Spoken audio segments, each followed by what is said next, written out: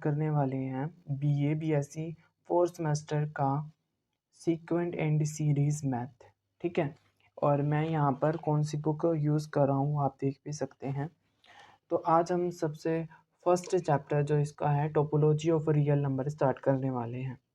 A set is a well defined collection of a distinct object. Set हमने पहले भी first class 11th में first chapter जिसका है वो पढ़ा हुआ है। मैं एक बार आपको रिकॉल करवा देता हूँ कि सेट होता क्या है।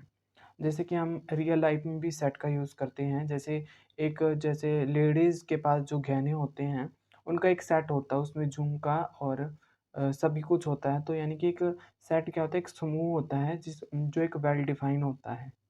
और एक हमेशा याद रखनी है आपको बात कि सेट में सेट को हम कैपिटल लेटर से डिनोट करते हैं। ऑलवेज हम जो सेट है, कोई भी सेट है, उसको हम कैपिटल लेटर से डिनोट करेंगे। और जैसे कि अब ये हमने कैपिटल लेटर से डिनोट किया और इसके अंदर जो भी नंबर होंगे, अल्फ़ाबेट्स होंगे, वो उसको हम क्या बोलते हैं, एलिमेंट्स बोलते हैं। ठीक है, अब ये हमने 1 2 3 4 5 लिखा, तो ये इसके अंदर क्या है, एलिमेंट्स है इसके। ठीक है, इतना समझ में आ गया। और ये हमेशा ये याद रखना है कि जो एक सेट के अंदर ये रिपीट नहीं होगा एलिमेंट, कोई भी एलिमेंट रिपीट नहीं होगा। जैसे कि अगर 1 आ जाता है ना, यहाँ पर एक बार 1 आ गया तो दोबारा इसका यहाँ पर दोबारा 1 नहीं आएगा। ठीक है, एलिमेंट रिपीट नहीं होते। उसके बाद इसके अंदर के एलिमेंट को हम एलिमेंट कहते हैं और मेंबर भी कहते हैं। ठीक है, इतना क्लियर हो गया। और मैंने क्या बताया आपको, सेट को कैपिटल लेटर से, एलिमेंट इसके स्मॉल रहते हैं। और जैसे कि अब ये जो साइन है, ये किस चीज़ का साइन है, बिलोंग्स टू का साइन है। अब अगर मैं इसको कहूँ एक्स बिलोंग्स टू ए, ठीक है, ये बिलोंग्स टू का साइन है। अगर मैं इसको काट देता हूँ तो ये नॉट बिलोंग्स टू ए हो जाएगा। अब जैसे कि हमने यहाँ पर एक एग्जांपल दे रखा है, देख रहे हैं कि यहाँ पर नेचुरल नंबर को किस चीज़ से डिनोट कर रखा है, कैपिटल से। और मैंने आपको क्या बताया, सेट के जो फर्स्ट लेटर होगा, यानी कि जो उसको सेट का जो नाम होगा वो हमेशा फर्स्ट लेटर यानी कि कैपिटल लेटर ही होगा उसका। तो यहाँ पर जितने भी आप लेटर देखोगे वो कैपिटल ही होंगे। फिर उसके बाद जो एलिमेंट्स इनके, जैसे अब एन को, नेचुरल नंबर को हम एन कैपिटल एन से डिनोट करते हैं। यहाँ पर हमने नंबर ले लिए 1 टू इन्फिनिटी तक। ठीक है, ये जेड को, इंटीजर को, जेड को, ये आप देख लेना, आपको पता भी होगा इसके बारे में।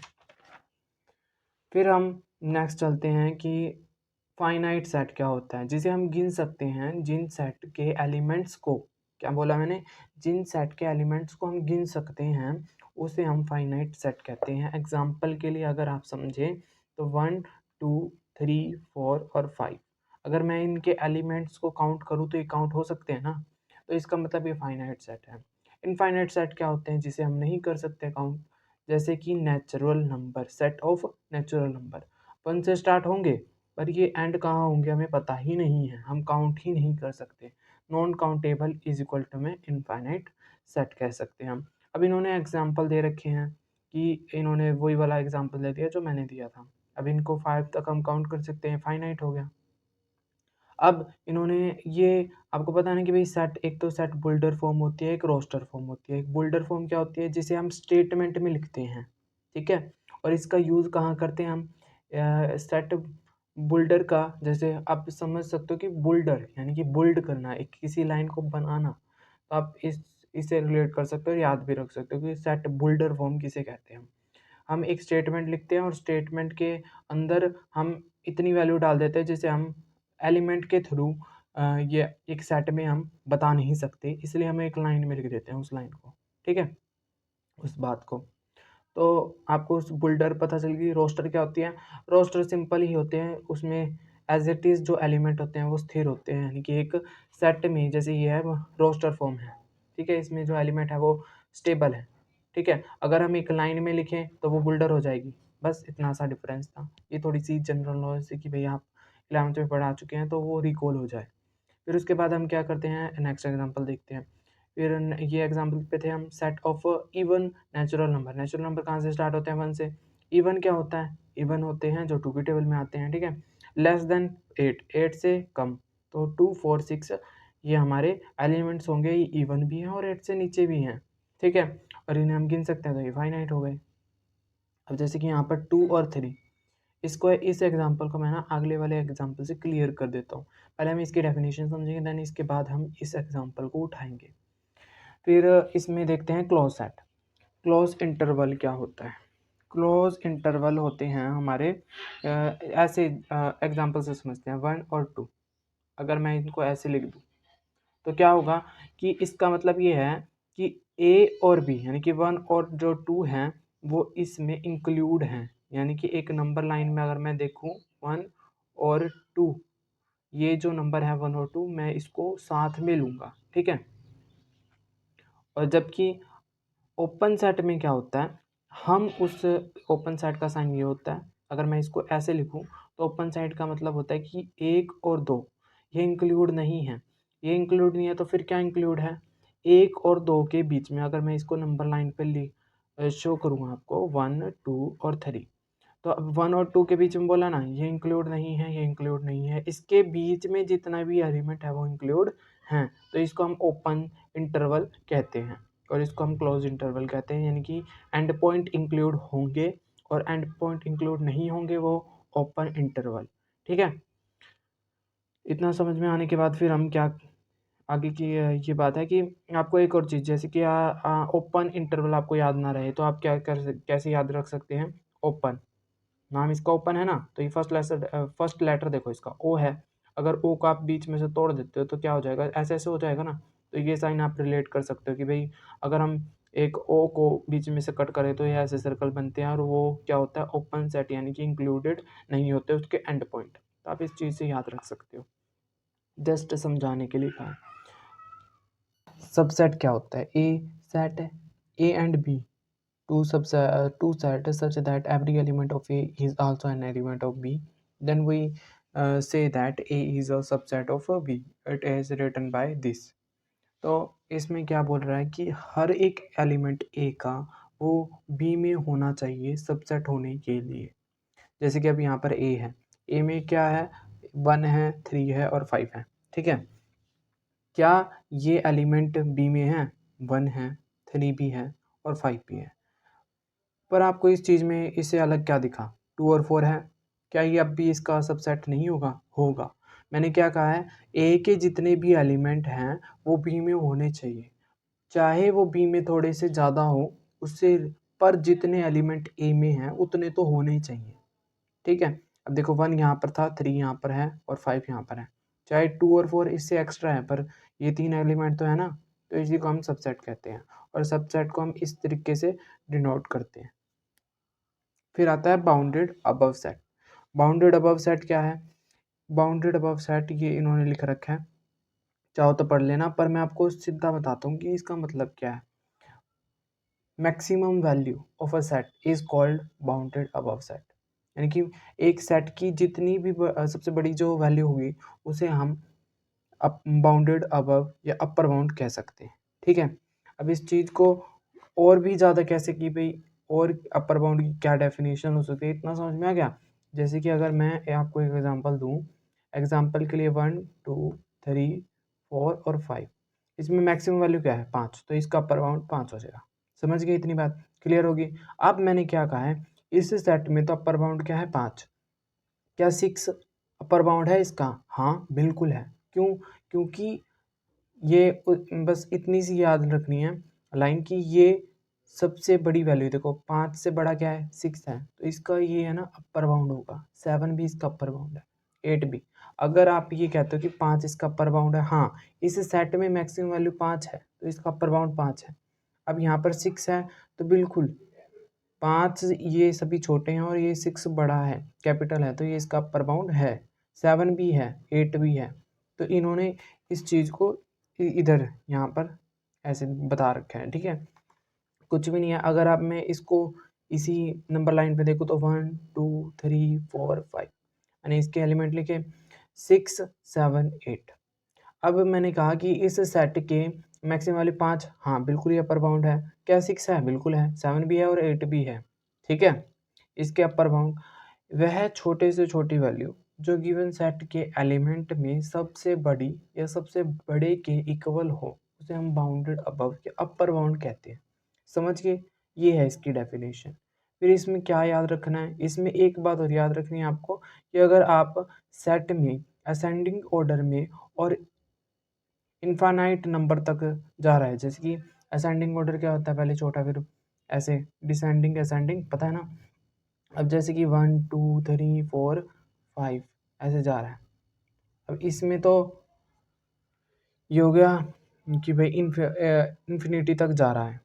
उसके बाद क्या होता है, डिसेंडिंग में भी हम अपर बाउंड को पता कर सकते हैं, यानी कि असेंडिंग में हम पता नहीं कर सकते। देखो असेंडिंग में क्या होता है कि भाई ये इन्फिनिटी तक जा रहा है, हमें पता ही नहीं है कि इसकी मैक्सिमम वैल्यू क्या होगी, तो हम कैसे बता सकते हैं इसका अपर बाउंड या बाउंडेड अबव सेट कौन सा है, कौन सा ऐसा एन नंबर है।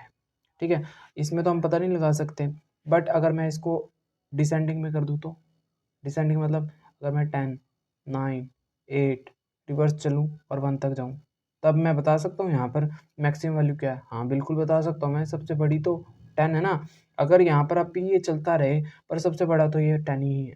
ठीक है, क्या आएगी, -1 आ जाएगी, 0 आ जाएगी, -1 -2, इन सभी में सबसे बड़ी वैल्यू क्या है, 10 ही तो है। यही तो इसका अपर बाउंड हो गया ना। मतलब हम असेंडिंग में नहीं पता कर सकते इन्फिनिटी वाले जैसे कि number set of natural number में 1 2 3 से होल नंबर सेट ऑफ, ठीक है, इनमें हम पता नहीं कर सकते। पर हम डिसेंडिंग यानी कि अगर हम डिसेंडिंग में 10 9 8 7 6 5 4 इसमें अगर पता करना हो तो हमारा 10 इसका हो जाएगा। ठीक है, अपर बाउंड। फिर अनबाउंडेड अबव सेट क्या होता है, अनबाउंडेड अबव सेट उसे कहते हैं जिसमें अगर हम एक सेट में एक भी मैक्सिमम वैल्यू फाइंड नहीं कर पाते उसे हम अनबाउंडेड सेट कहते हैं। क्या कहते हैं, अनबाउंडेड सेट।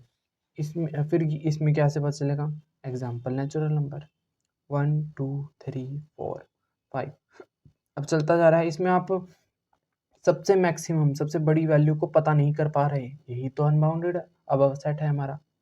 अब क्लियर हो गया बाउंडेड से अबव सेट क्या होता है। बाउंडेड अबव सेट वो होता है जिसकी एक सेट में मैक्सिमम वैल्यू हो। ठीक है, सेट में हिसाब से, पर उससे ज़्यादा भी हो सकती है, ये ज़रूरी नहीं है। हमने असेंडिंग और डिसेंडिंग का केस भी पढ़ा कि भाई कैसे असेंडिंग में और कैसे डिसेंडिंग में हम पता कर सकते हैं बाउंडेड अबव सेट का। फिर अनबाउंडेड सेट क्या होता है, अनबाउंडेड सेट सिंपल सी बात है, कोई भी इनफाइनाइट नंबर हो उसे हम अनबाउंडेड सेट कहते हैं। जैसे नेचुरल नंबर का सेट होगा, ये इन्फिनिटी तक जा रहा है, इसमें हम मैक्सिमम वैल्यू को पता ही नहीं कर सकते, तो इसलिए हम इसको अनबाउंडेड अबव सेट कहते हैं। ठीक है, अब ये एग्जांपल दे रखे हैं, तो यहाँ पर 1 2 3 4 5 यहाँ पर ये काउंटेबल है और इसमें मैक्सिमम वैल्यू क्या है, 5 5 है ना, तो इसका ये क्या हो जाएगा, अपर बाउंड यानी कि बाउंडेड अबव। इन्होंने देखो लिख भी रखा है ये, समझ गए। बस इतनी सी आपको दिमाग में ये बात रखनी है। क्या ये 6 और 7 है, मैंने वही बात बताई ना, 6 और 7 बिल्कुल होंगे इसके upper bound. Other upper bound not belongs to the set R, इस सेट के अंदर मैक्सिमम वैल्यू 5 है तो इसका अपर बाउंड 5 हो गया। पर इस सेट में 6 7 8 इसमें लाई नहीं कर रहे हैं ही नहीं ना, सेट से बाहर ही हैं। वैसे तो ये अपर बाउंड है 6 भी 7 भी 8 भी, पर अभी इस सेट में नहीं है तो हम इसको नहीं बता सकते। ठीक है, अब यहाँ पर इन्होंने ये एग्जांपल दे रखे हैं, आप इसको एक बार पढ़ लेना। फिर बाउंडेड बिलो सेट क्या होता है, bounded below set minimum value. मैं आपको एकदम जड़ वाली बात बता रहा हूँ कि भाई आप एकदम इस चीज़ को पकड़ के रखो ना, इस बात को कि भाई मेन बात लाइन क्या है इसकी। तो मिनिमम वैल्यू, एक सेट की मिनिमम वैल्यू को हम बाउंडेड बिलो सेट कहते हैं। जैसे एग्जांपल के लिए 1 2 3 4 और 5 तक यहाँ पर ले लेते हैं हम, इसमें सबसे छोटी वैल्यू क्या है, 1 है, तो इसका बाउंडेड बिलो सेट क्या हो जाएगा, 1 हो जाएगा। इस सेट में क्या -1 हो सकता है, बिल्कुल हो सकता है। मैंने वही जो मैंने आपको स्टार्टिंग में बताई थी ना, यहाँ पर बाउंडेड अबव में वही बात है। पर इस सेट में तो 1 है ना, इस सेट से अगर बाहर जाएँ तो हाँ, -1 भी है, -2 भी है। मिनिमम वैल्यू सबसे छोटी वैल्यू, इधर ऐसे-ऐसे जाते रहेंगे तो छोटी होगी ना वैल्यू। तो पर इस सेट में तो 1 है। ठीक है, इतना क्लियर हो गया। यानी कि बाउंडेड अबव सेट क्या होता है, सबसे मिनिमम वैल्यू एक सेट की, उसे हम बाउंडेड बिलो सेट कहते हैं। ठीक है, अगर आप पढ़ना चाहो तो इसको पढ़ लेना, बात वही है जो मैंने आपको बताई। अनबाउंडेड बिलो सेट क्या है, a non empty subset of a real number, real R is said to be unbounded below if we cannot find any real number k such that x is greater than or equal to k for all x belongs to S। ठीक है, इन्होंने क्या कहा है, एक set है, subset है S, non empty है, यानी कि उसमें कुछ एलिमेंट है, is said to be unbounded. Unbounded होगा यदि अनबाउंडेड बिलो तभी होगा इफ, यदि we can not find a real number, यदि हम उसमें से कोई भी रियल नंबर फाइंड नहीं कर सकते के सच दैट के x is greater than and equals to k for all x belongs to S। ठीक है, इन्होंने एग्जांपल दे रखे हैं। फिर आगे देख लेते हैं बाउंडेड सेट क्या होता है। बाउंडेड सेट होता है जिसका अपर बाउंड हो प्लस में लोअर बाउंड हो, उसको हम किसके बराबर लिख सकते हैं, बाउंडेड सेट। बाउंडेड सेट क्या होगा, अपर बाउंड और लोअर बाउंड। अपर बाउंड क्या मैंने बताया, मैक्सिमम वैल्यू, और लोअर बाउंड मिनिमम वैल्यू, ये बताया था ना मैंने आपको। जिस भी सेट की मैक्सिमम वैल्यू पता हो और मिनिमम वैल्यू पता हो उसे हम क्या कहते हैं, बाउंडेड सेट कहते हैं। इसको एग्जांपल से समझते हैं, जैसे 1 2 3 4 5 और 6 ये हमने एग्जांपल ले लिया। अब यहाँ पर मैक्सिमम वैल्यू क्या है 6, अब मिनिमम वैल्यू क्या है 1। इसकी वन भी मैक्सिमम वैल्यू भी पता है, मैक्सिमम वैल्यू भी पता है और मिनिमम वैल्यू भी पता है। जिस सेट की मैक्सिमम और मिनिमम वैल्यू को पता हो वो हमारा कौन सा सेट होता है, बाउंडेड सेट। अनबाउंडेड सेट क्या होता है, बस इसका उल्टा कर दो, जिसमें हमें मैक्सिमम वैल्यू पता ना हो और मिनिमम वैल्यू पता ना हो उसे हम क्या कहते हैं, अनबाउंडेड सेट। ठीक है, अब इनका एग्जांपल देख लेते हैं।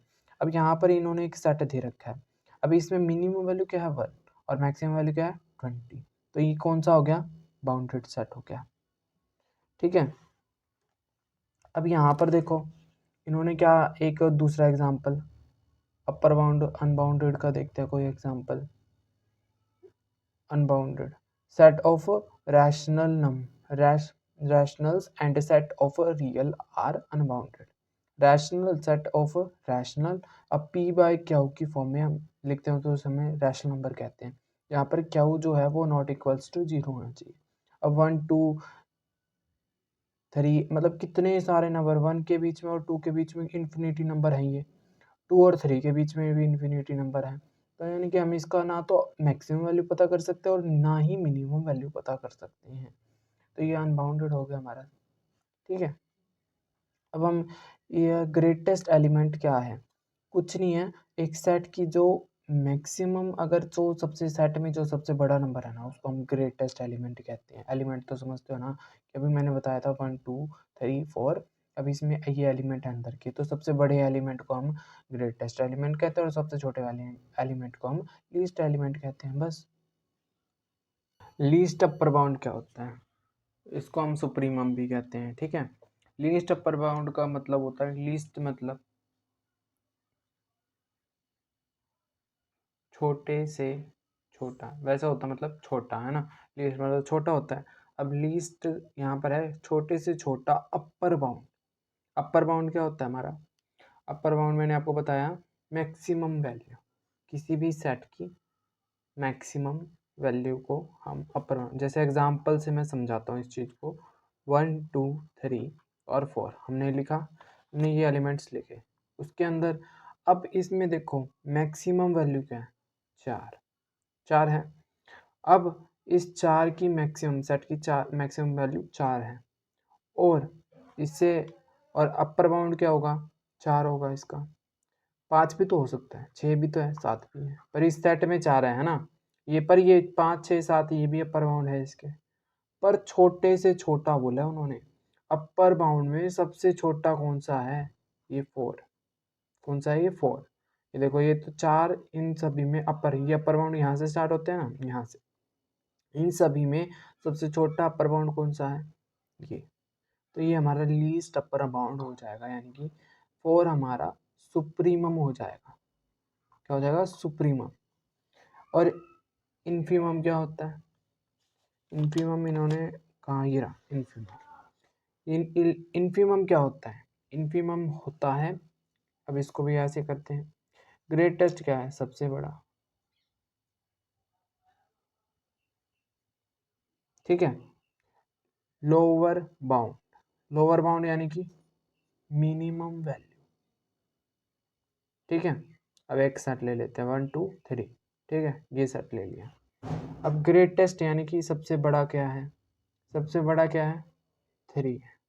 फिर उससे पहले क्या है लोअर बाउंड, इस लोअर बाउंड क्या मतलब क्या होता है मिनिमम वैल्यू, सबसे छोटा क्या है 1, ठीक है।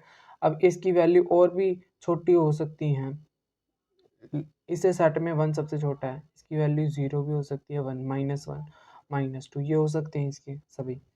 मिनिमम वैल्यू में सबसे बड़ा, सबसे, अब ये इस सेट में बिलोंग नहीं कर रहा, पर अगर सोच के देखो अगर ये -2 -1 और 0 ये सभी 1 से तो छोटे ही हैं, सबसे बड़ा इनमें सबसे बड़ा क्या है 1 है, तो ये हमारा क्या हो जाएगा इन्फीमम।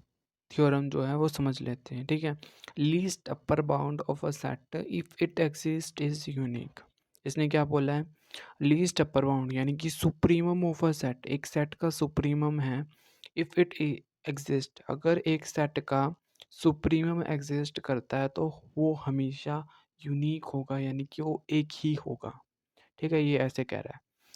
अब इन्होंने तो एक लाइन हमने प्रूव करनी है, इस बात को साबित करना है, तो हम क्या मानते हैं कि ये बात है नहीं, हम ऐसे कहेंगे कि एक सेट के 2 सुप्रीमम है, ऐसा होता तो नहीं पर हम मान के चलेंगे, कॉन्ट्राडिक्शन से प्रूफ करेंगे। तो तो हम इसको मान लेते हैं कि वो जो 2 नंबर हैं, वो जो 2 सुप्रीमम है वो यू है और यू डैश है, यहाँ पर लीस्ट अपर बाउंड और सुप्रीमम एक ही बात है, ठीक है, वो ऐसा है। तो जो u है और u डैश है आर बोथ अपर बाउंड, अगर वो लीस्ट अपर बाउंड है तो यानी कि वो अपर बाउंड होंगे। कहने का मतलब पता है कि इस एग्जांपल से समझो, अपर बाउंड क्या होता है मैक्सिमम वैल्यू, 4 हमारी मैक्सिमम वैल्यू है, अगर वो एक सेट की मैक्सिमम वैल्यू ही सुप्रीमम, ध्यान रखना ये बात कि वो अगर वो मैक्सिमम वैल्यू उसकी होगी वही उसकी सुप्रीमम होगी, ठीक है। अब यहाँ पर मैक्सिमम वैल्यू 4 है ना, मैक्सिमम वैल्यू को क्या कहते हैं हम अपर बाउंड।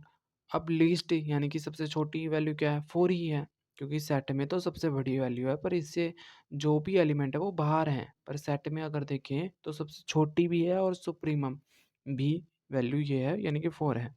तो इसने ऐसे कहा कि ऐसे ऐसे 2 वैल्यू हैं, यानी कि 4 भी है और, पर होगा नहीं, पर ऐसे मान के चले हैं कि 2 है। तो इसका मतलब क्या होगा वो एक, इसके कहने का मतलब ये है वो 2 है, एग्जाम्पल के लिए ले रहा हूँ, और 3 है, ऐसे कह रहा है कि 2 छोटा है 3 के और वो बराबर है, ठीक है। तो फिर उसने कहा कि ये तो पहले के लिए हो गया, फिर ली वाई डैश वो भी तो लीस्ट अपर बाउंड है, तो उसके लिए भी ये केस होगा।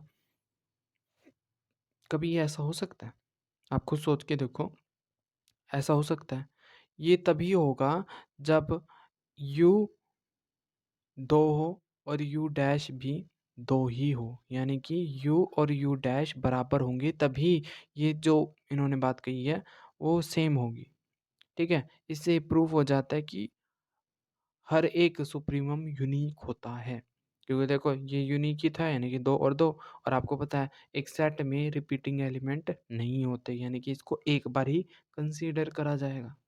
समझ रहे हो इस चीज़ को?